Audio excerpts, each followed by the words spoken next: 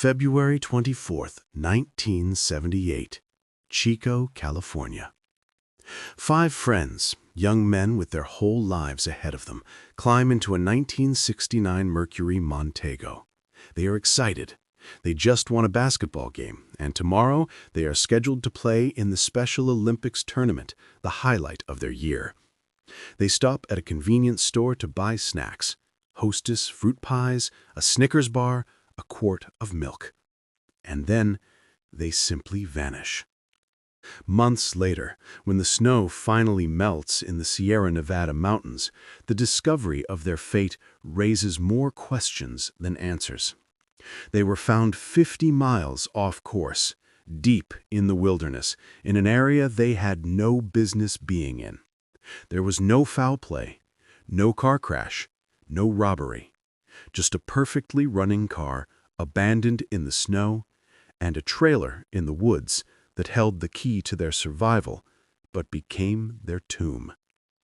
This is not just a disappearance. This is one of the most baffling mysteries in American history. This is the story of the Yuba County Five. To understand the tragedy, we have to understand the men. They were referred to as the boys by their families, though their ages ranged from 24 to 32. There was Ted Weiher, 32.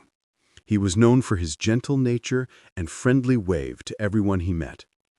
Jack Madruga, 30, the driver. He was proud of his car and never let anyone else drive it. Bill Sterling, 29, deeply religious and known for his kindness. Jack Huett, 24, the youngest, who relied heavily on his father.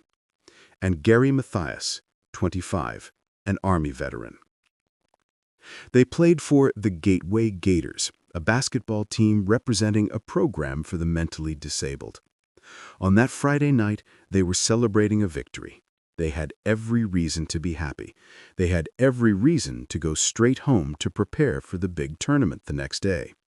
So, when they didn't show up the next morning, their parents knew immediately something was wrong.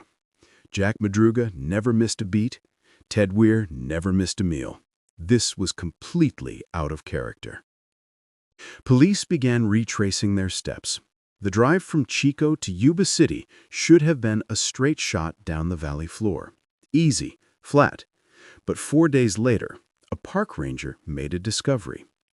High up in the Plumas National Forest, on a rugged, unpaved mountain road, sat the Mercury Montego. The car was found 4,400 feet up the mountain, miles away from their route home. The road was treacherous, full of bumps and ruts, yet the car's undercarriage was undamaged. Even stranger, the car wasn't really stuck. Police determined that with a little push, the five men could have easily moved it. The gas tank was a quarter full. The engine started right up. Why did they stop? Why did they abandon a warm, functioning car to walk into the freezing darkness of a mountain winter? They were dressed for a basketball game, sneakers and light jackets, not for a blizzard. A massive snowstorm hit the region that night, burying any tracks. The search was called off due to the weather. It wasn't until June, 4 months later, when the thaw revealed the heartbreaking truth. About 19 miles deeper into the forest from where the car was found, there was a trailer. It was a shelter maintained by the Forest Service for hikers. Inside the trailer, they found the body of Ted Weiher. The scene inside the trailer is what haunts investigators to this day. Ted had been wrapped in sheets, seemingly tucked in by someone. His beard had grown, suggesting he lived for anywhere from 8 to 13 weeks after the disappearance. He didn't freeze to death immediately.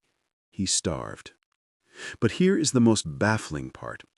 Outside the trailer, in a storage shed, there was a propane tank that could have provided heat. It was never turned on. Inside the trailer was a fireplace and matches. They were never used. And most tragically of all, There was enough military-grade dehydrated food in that storage shed to feed all 5 men for a year. Dozens of cans were opened, but the vast majority remained untouched. Why?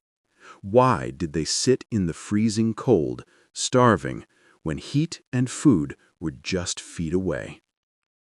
As the search widened, the remains of Jack Madruga and Bill Sterling were found halfway between the car and the trailer. It appeared they never made it to the shelter, succumbing to the cold on the roadside. Jack Huett's remains were found near the trailer, but Gary Mathias, the Army veteran, the one who arguably had the most survival skills, was never found. His tennis shoes were inside the trailer, suggesting he might have swapped them for Ted's leather boots, which were missing. Did Gary try to walk out for help? Did he succumb to the elements further out in the wilderness? To this day, he remains a missing person. Over the decades, theories have run wild. Some say they got lost and panicked. Others point to a witness, a man named Joseph Shantz, who claimed he saw the car that night and heard voices, but was too afraid to call out because he was having a heart attack in his own stuck vehicle. He described seeing flashlights and a woman with a baby, a detail that has never been explained. Was it fear that drove them up the mountain? Was it a misunderstanding of their surroundings? Or was it simply the tragic disorientation of 5 men unprepared for a hostile environment?